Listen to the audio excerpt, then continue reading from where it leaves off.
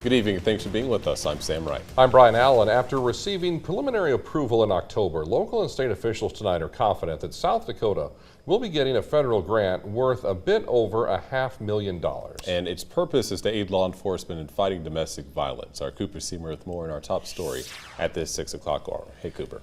Brian and Sam, that grant is coming from the Federal Office of Violence Against Women. The three partnering agencies, the Attorney General's Office, Minnehaha County Sheriff's Office, and the Minnehaha County State's Attorney, are hopeful that the extra resources will limit domestic violence cases in the coming years.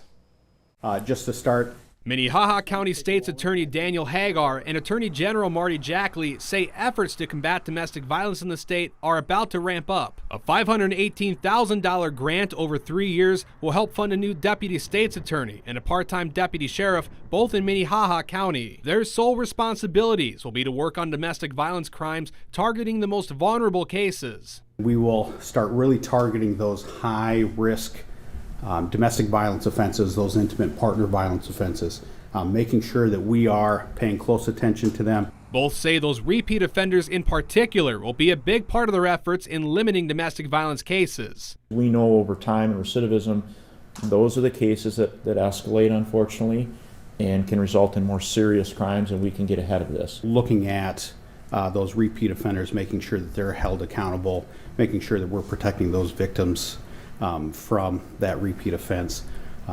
It's a big problem. Part of the funds will also be going to South Dakota Voices for Peace to assist in addressing racial equity in the overall response to domestic violence crimes. Hagar says other groups will be partnering as well with their community response, and those will be important for following up with victims in a regional team. He says just as important as it is to crack down on offenders, those victims will need support from a variety of sources. They'll be able to talk with the community partners, make sure that the policies that we have in place are best serving those victims. If there's communication that needs to happen, it's going to go through them.